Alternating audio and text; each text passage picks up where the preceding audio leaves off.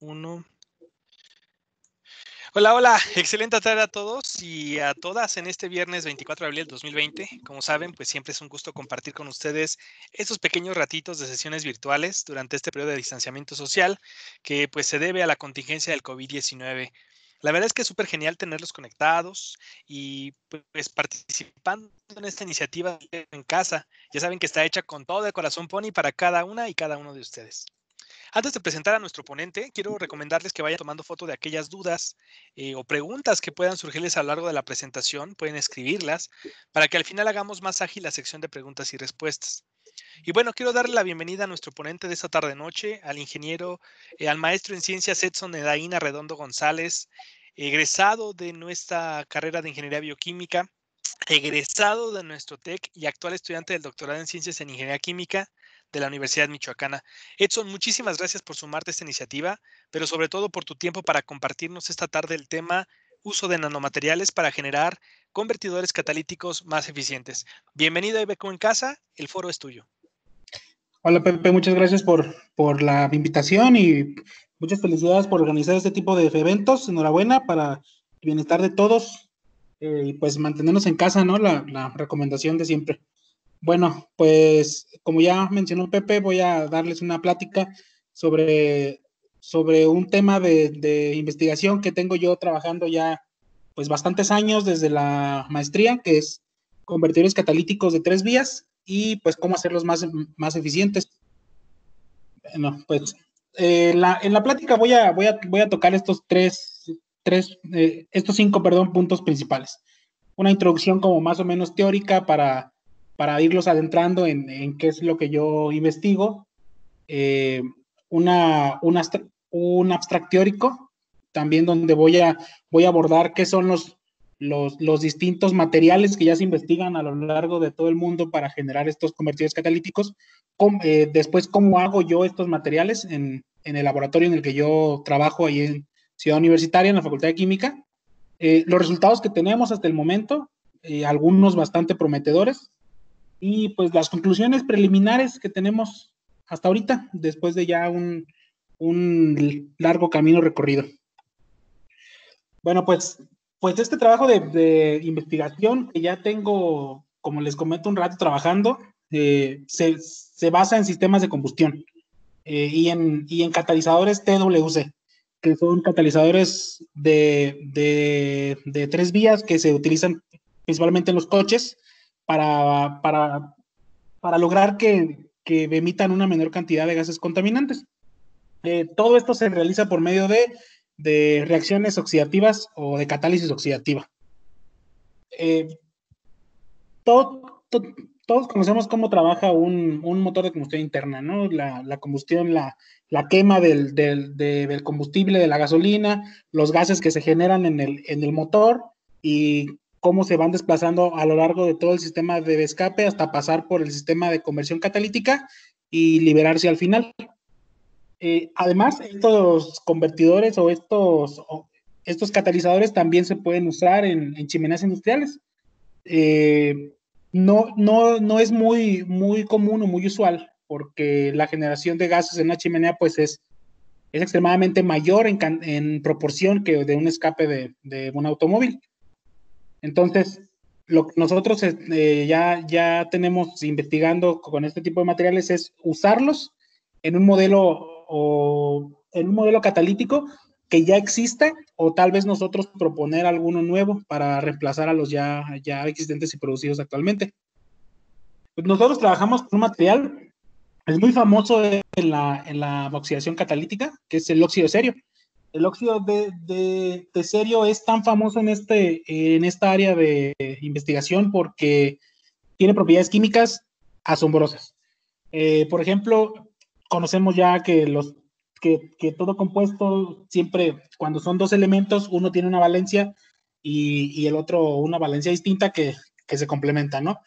Pues el óxido de cerio tiene la característica de que el oxígeno siempre, como ya sabemos, trabaja con una valencia electrónica de -2, y el cerio tiene la característica muy, muy importante de poder trabajar o poder estar presente en un estado de oxidación +3 y de +4 al mismo tiempo.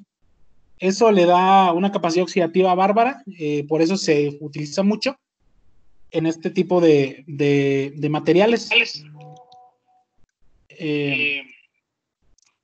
Otra característica importante que nosotros estamos haciendo es que tomamos esa propiedad que se llama, que en inglés se conoce como OSC, que es capacidad de almacenamiento de oxígeno, y pretendemos mejorarla introduciendo materiales impurificantes en la estructura ya del óxido de cerio, que se puede ver en la imagen.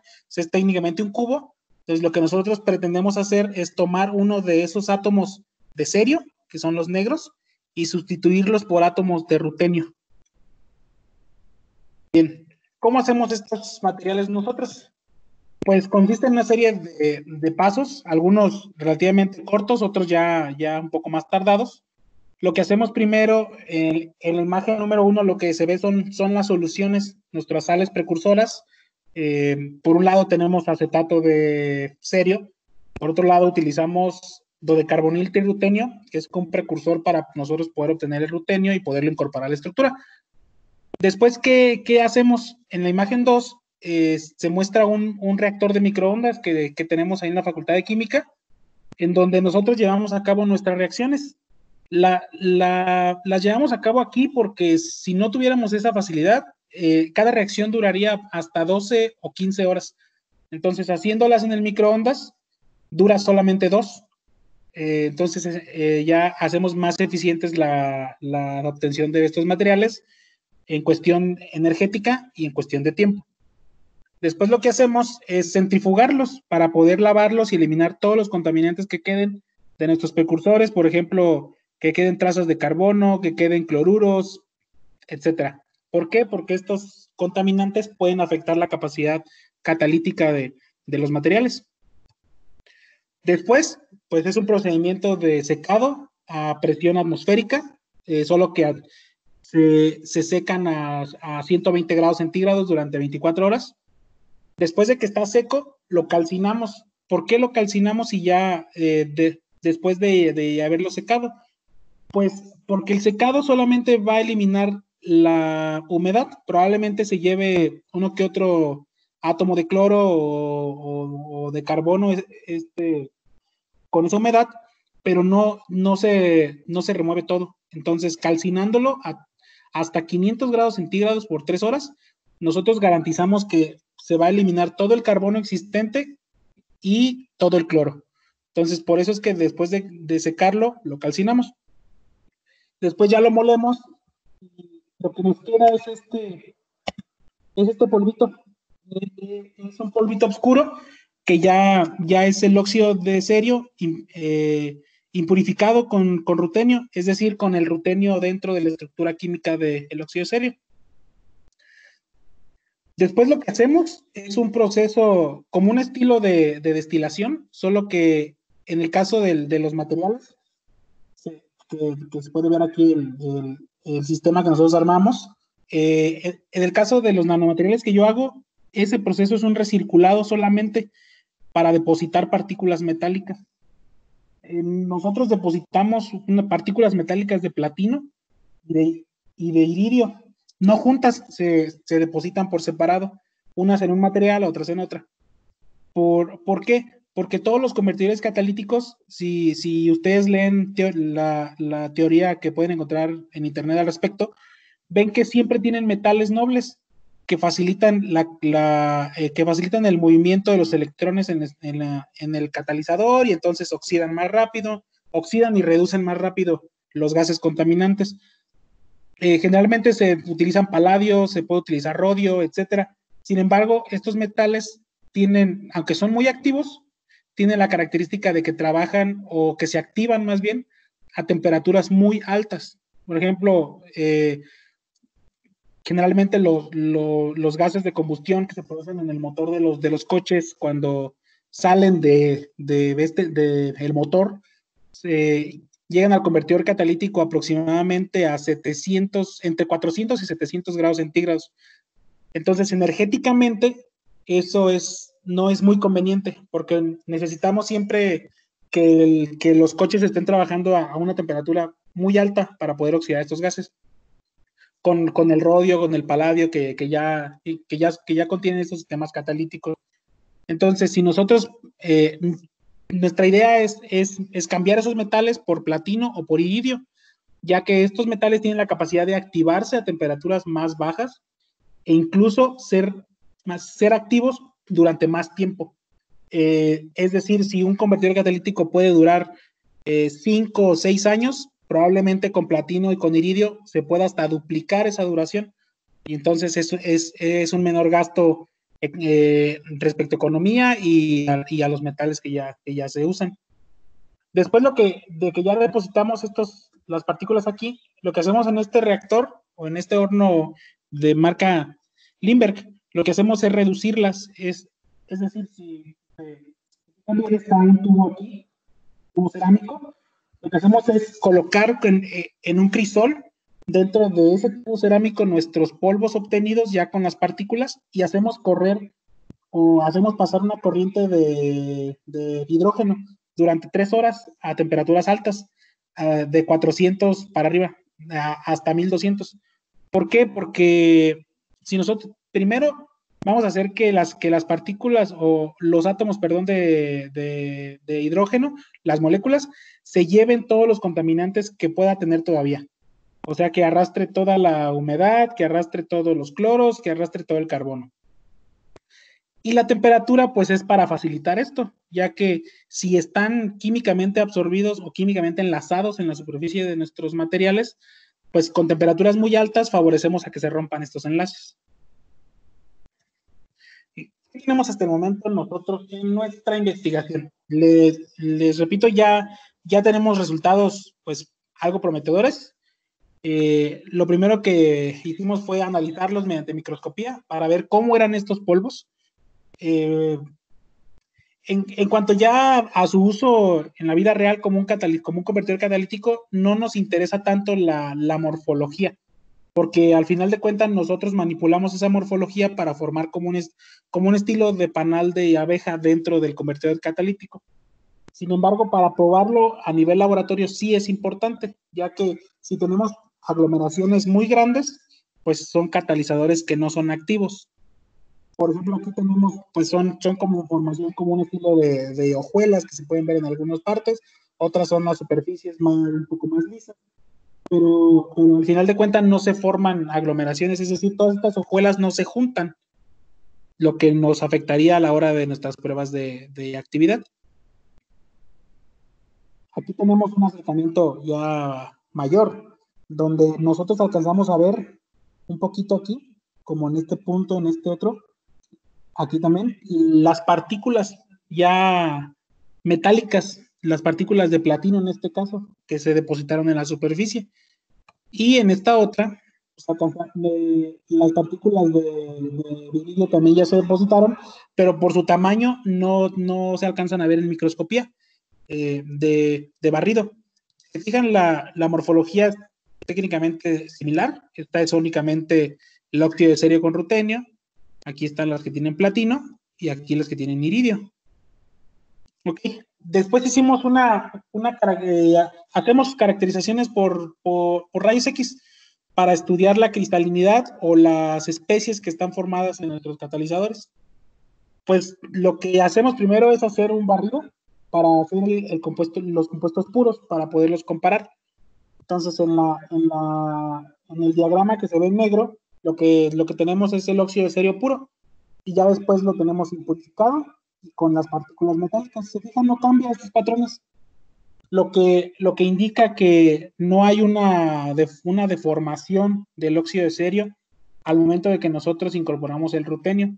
Solamente los valores se desplazan un poquito, como 0.5 grados hacia la derecha, lo que nos indica que el rutenio sí se incorpora a la estructura, pero no genera malformaciones en ella. Es decir, no hay inactividad, pues, debido a que se rompa esa estructura, esa estructura cúbica que tiene el óxido de serio. Después hacemos análisis químicos por espectroscopía de fotoelectrones. Aquí lo que nosotros hacemos es, ahora, ya no estudiar la morfología ni la estructura cristalina, sino ya estudiamos las especies químicas directamente para saber en qué estado de oxidación se encuentran y la proporción. Entonces, ¿qué se supone que nosotros tenemos que obtener en estas muestras? Pues es óxido de cerio. Entonces, primero tenemos que tener oxígeno, lo tenemos aquí. Debemos tener cerio en una especie química bien definida. Debe aparecer el rutenio, en las que ya tenemos purificado el rutenio. Y las partículas metálicas, que no se alcanza a ver bien la señal por la proporción, ya que estas están aproximadamente en un 1% depositadas. O sea, es muy pequeña la proporción, lo que genera que que el equipo no tenga la capacidad de detectar las señales. Entonces, ya que tenemos este estudio, lo que hacemos es analizar cada uno de los elementos por separado. Primero, pues aquí tenemos para el rutenio, ¿no? Donde tenemos ya su señal. Esto nos indica que el rutenio sí está dentro de la estructura, y aquí empezamos a comprobarlo, que sí está dentro de la estructura química del óxido de cerio. Después lo que hacemos es estudiar las partículas metálicas. ¿Qué estudiamos en estas partículas metálicas? Pues son partículas de platino. Entonces, pueden estar presentes en forma de un óxido de platino o de manera como un platino cero, es decir, con un estado basal metálico. Es preferente, y es lo que siempre se busca, que estén en mayor proporción en un estado metálico, porque esto nos garantiza mayor eficiencia. ¿Qué pasa aquí? Esta señal que nosotros tenemos aquí, a 71 electronvolts, es la característica para un estado metálico, mientras que la de 75 electronvolts es para un óxido de platino. Entonces, la señal que nosotros tenemos aquí es más grande que la que nos da para el platino en forma de óxido. Es decir, que la reducción que nosotros hacemos con hidrógeno durante la obtención de los catalizadores sí funciona y nos da una mayor proporción metálica para darnos mayor actividad. En el caso de iridio sucede lo mismo. Tenemos las dos señales representativas, una para el iridio metálico y otra para el iridio en su forma de óxido metálico.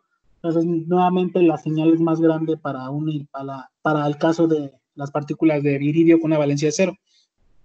Es decir, obtenemos unas partículas más puras que si no hubiéramos hecho la reducción con hidrógeno.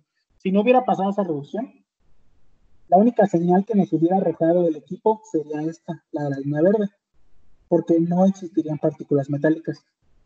Nos daría esta señal bastante pronunciada, porque serían puros óxidos de iridio. Ya que tenemos todo ese análisis químico, muy importantes todos, porque debemos saber primero la morfología, luego el comportamiento químico y las especies que tenemos presentes para poder decir que sí obtuvimos el catalizador que nosotros estamos buscando. Entonces, ¿qué es lo que nosotros hacemos? Lo que nosotros hacemos ahora, después de ya tenerlos caracterizados, es hacer pruebas de actividad catalítica. ¿Cómo las llevamos a cabo? Tomamos el polvo que nosotros ya tenemos caracterizado, lo compactamos en una prensa, hacemos unas suertes de pastillas que colocamos en unas plantillas para un equipo de reacción, para un reactor empacado.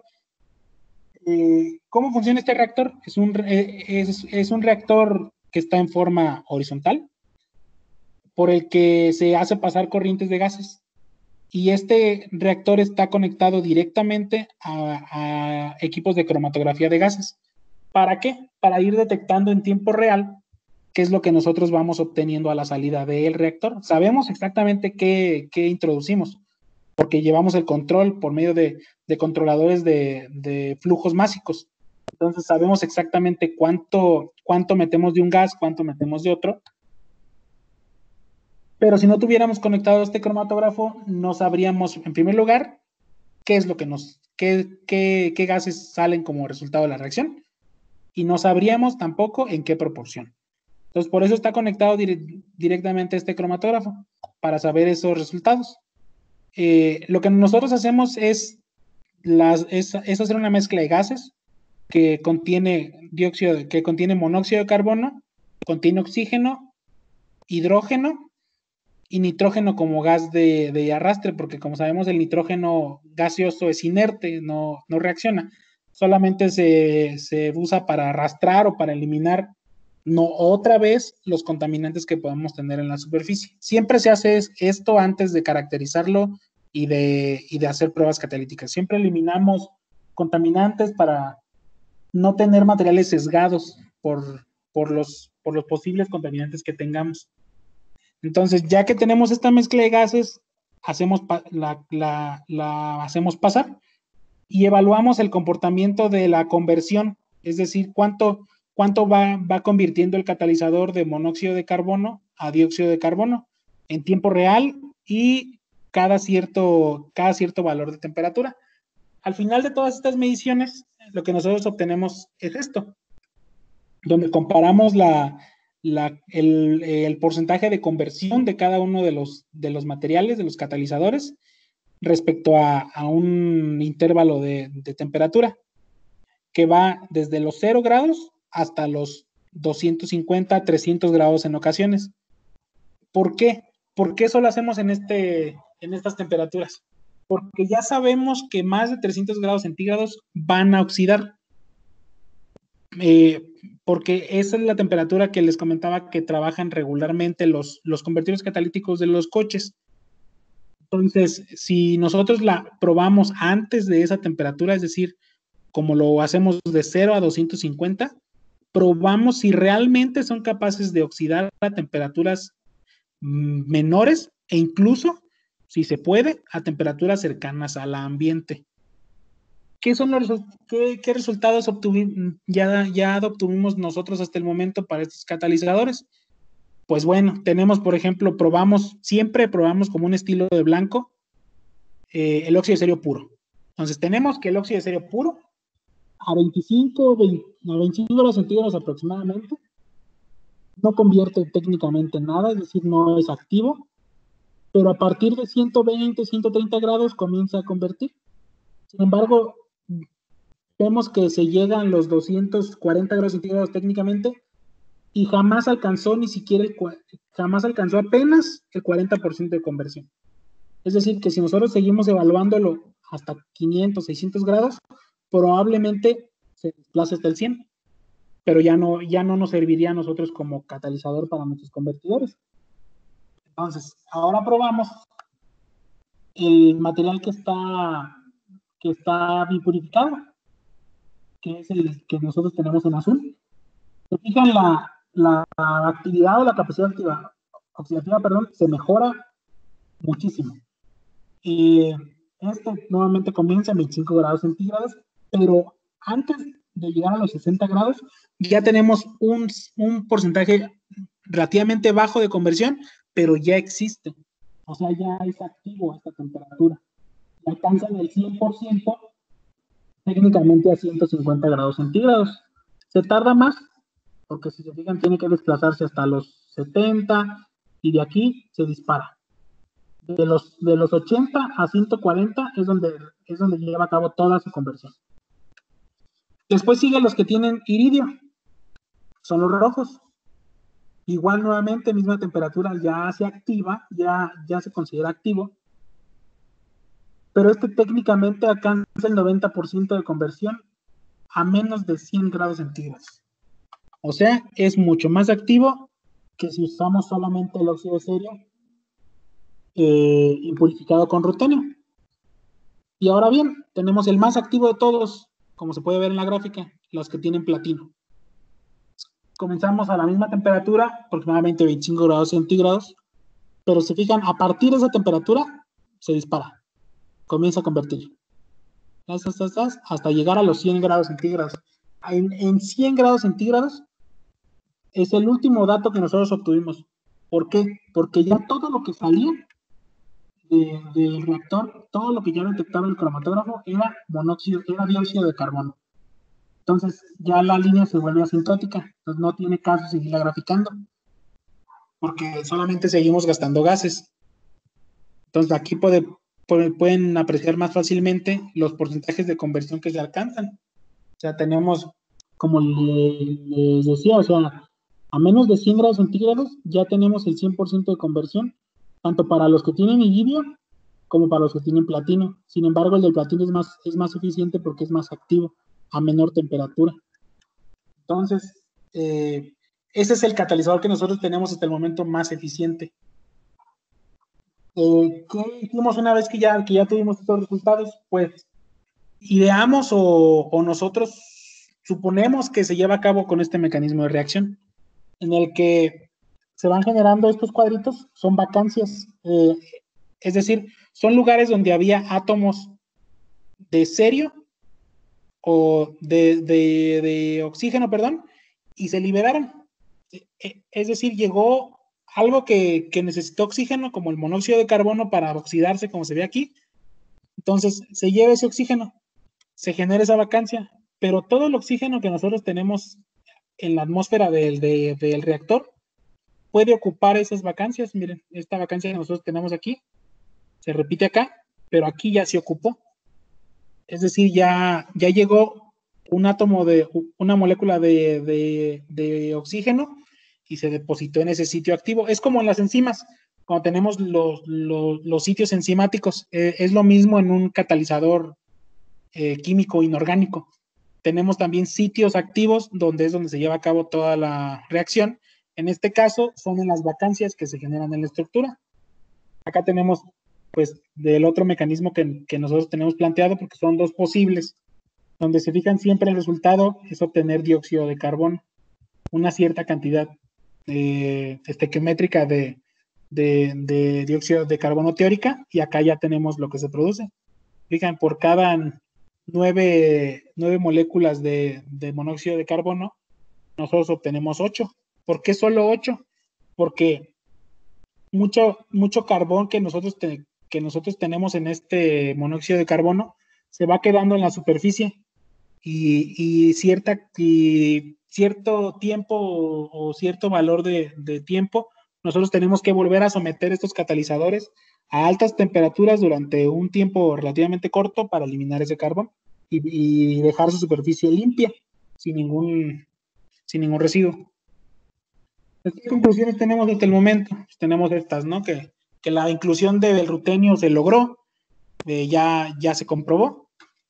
Que los depósitos de partículas metálicas se consiguieron, es decir, se obtuvieron partículas de platino y de iridio, cada una en un estado metálico cero, y que los resultados de oxidación que ya tenemos, pues nos permiten probablemente decir que estamos hasta el momento superando a sistemas de conversión que ya existen, como los denominados arranques en frío que tiene Mercedes-Benz. Sin embargo, esos arranques en frío funcionan a partir de 100 grados centígrados. Nosotros, pues relativamente vencemos, entre comillas,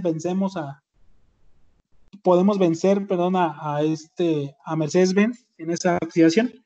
Entonces, todavía todo es a nivel laboratorio, no lo hemos probado a un nivel ya planta piloto, pero es en lo que estamos ya ahorita. Solo que este parón de actividades pues nos detuvo en esa parte del proyecto, pero estamos ya por probarlo.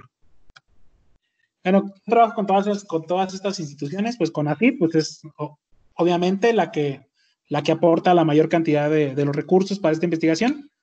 Sin embargo, trabajamos fuera del posgrado en el que estoy, en la Facultad de Química.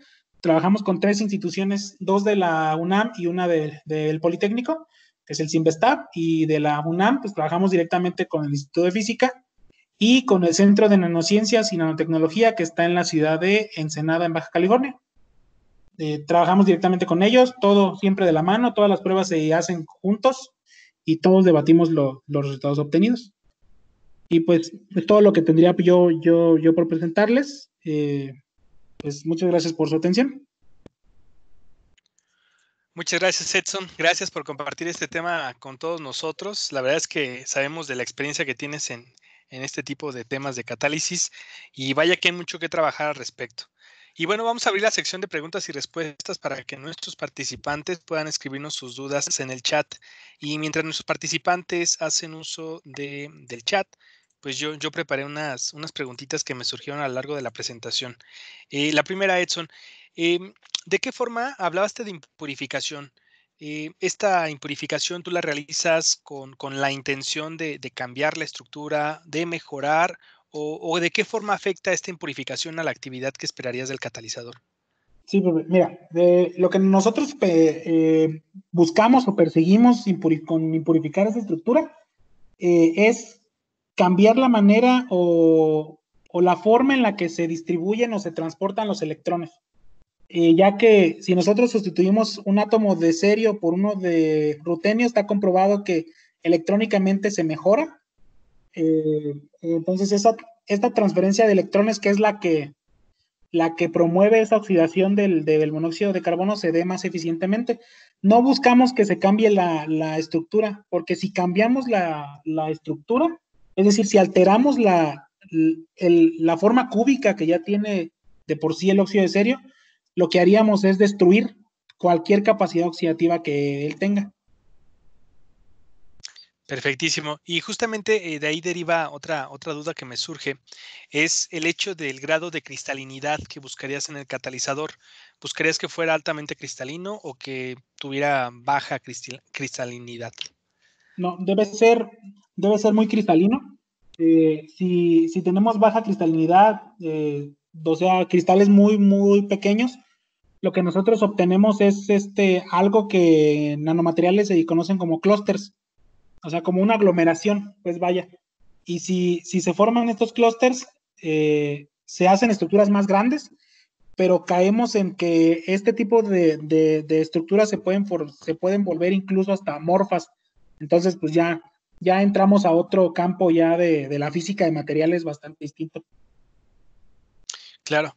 Y justamente, bueno, en las imágenes que nos mostrabas del SEM, había la forma de analizar algunas características. ¿Podrías mencionarnos nuevamente qué características son las que observas en una imagen de ¿Sí? SEM? Deja ponerla. Sí, por Las favor. imágenes de SEM, lo que nosotros obtenemos en SEM, o lo que nosotros buscamos, es que tenga esta formación como de obleas. O sea, como que se forme como si fuera un plato de cereal. Como Claro. esta formación. ¿Por qué? Porque esta formación de obleas nos permite tener áreas superficiales muy, muy altas. Es decir, si nosotros tuviéramos aquí solamente formación de un clúster, solamente sería el área superficial de ese clúster, de esa esfera, por ejemplo, si se forman clústeres. Pero nosotros tenemos muchas partículas, tenemos muchas hojuelitas. Entonces, lo que esto nos representa es que tenemos más área superficial para depositar partículas. Igual aquí, si te fijas, tenemos muchas, y entonces es mayor área superficial y mayor área de contacto para la reacción. Claro. Y justamente cuando hablas de la comparativa, o bueno, cuando muestras la tabla comparativa acerca del grado de oxidación que hace del monóxido de carbono, Sí. me parece bastante interesante porque justamente dices que tienes una parte llamada, bueno, una muestra blanca, un Uh -huh. blanco, que es únicamente el óxido de cerio. Hay Sí. algo que suelen mencionar mucho quienes trabajan con catálisis, que es el dopaje. Me imagino que este catalizador presenta algo similar al dopaje. Sí, mira, bueno, es que es un término que estamos ahí peleándonos mucho los que trabajamos en catálisis, Claro. el término dopaje y el término impurificado. Técnicamente, pues cuando leemos un artículo ya de personas ya bastantes expertas, utilizan mucho la palabra doping, que pues si nosotros la traducimos es un dopaje, ¿no?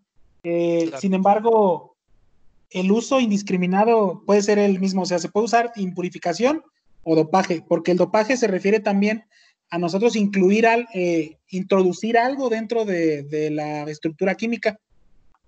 Entonces, el que tiene el óxido de cerio puro, el verde, no tiene nada, es solamente óxido de cerio, como el que nosotros podemos comprar como reactivo, como polvo ya comercial, solo que nosotros lo sintetizamos, no lo compramos. Perfectísimo. Y mira, justamente hay algunas personas que están tomando un curso de operaciones unitarias 2 y Ujú, justamente estamos en la parte de transferencia de masa, que es una de las partes interesantes de esta ujú, materia. Y justamente porque hay una parte del temario de esta asignatura que tiene que ver con absorción e intercambio iónico. ujú. Justamente se deben de presentar fenómenos de superficie Sí. sobre el catalizador y lo que mostrabas en las imágenes SEM, que era lo interesante, Ujú, bueno, todo el proyecto es interesante, pero esa parte me resaltaba mucho porque justamente es una técnica que se está utilizando mucho, el SEM y el TEM, creo que tengo entendido que ujú. son dos tecnologías que se utilizan para analizar la estructura de estos catalizadores y de alguna manera predecir el comportamiento que tendría en el proceso de absorción, ciertamente. Sí, sí, de hecho, bueno, el SEM se utiliza mucho, perdón, para morfología. El TEM se usa más para hacer análisis químicos un poquito más puntuales porque tiene, obviamente, tiene una mayor resolución. Entonces, lo que nosotros podemos ver en el TEM sería, por ejemplo, si el rutenio sí está en la estructura, ¿no? Pero para complementar esto de lo de absorción que tú me comentas, para los gases, por ejemplo, lo que hacemos en este estudio de catálisis, está aquí en la imagen, lo que hacemos es estudiar sistemas cinéticos o modelos cinéticos ya planteados. Para transferencia de masa, lo que hacemos también muchas veces es estudiar un modelo que se llama Mars Van Crevelen, en el que nos habla movimiento de electrones y aparte cómo se va transportando o transfiriendo esa masa desde la superficie de nuestro catalizador hacia la atmósfera, en la interfase, cómo se hace esa transferencia en la interfase. Y es lo que nosotros, no nos metemos tanto nosotros a estudiar mucho la transferencia de masa, más bien nosotros estudiamos modelos cinéticos. Perfecto, como será la determinación de algunas isotermas, me imagino. Sí, también, exacto. Claro, perfectísimo. Pues bueno, Edson, no me resta más que nuevamente agradecerte. Hemos llegado al final ya de esta sesión. De verdad que muchas gracias a ti, Edson, por compartirnos este tema en esta sesión. Y muchas gracias a todas y a todos por acompañarnos en esta novena sesión del IBECO en casa, un ciclo de conferencias online completamente gratuito. Y bueno, esta fue nuestra última sesión de IBECO en casa. La verdad es que siempre es y siempre ha sido un gusto estar con ustedes. No me voy a cansar de agradecerles su participación, pero sobre todo pues no voy a cansar de pedirles que se cuiden mucho, que cuiden a su familia, que sigan las recomendaciones de higiene que da la Secretaría de Salud, que se mantengan informados sobre las actualizaciones del COVID-19, pero sobre todo que se queden en casa. Ya hemos entrado a fase 3 hace algunos días y esto implica que nuestro esfuerzo pues se redoble y sea muchísimo más efectivo. De esta forma, pues damos cierre a una idea que terminó convirtiéndose en un objetivo y que gracias al apoyo de 9 personas que con mucho gusto, mucho grado y un total interés en aportar su conocimiento durante esta contingencia del COVID-19, pues este IBECO en casa se hizo realidad. Y bueno, recuerden siempre que tenemos IBECO en casa. Nos vemos hasta la próxima. Hasta luego a todos.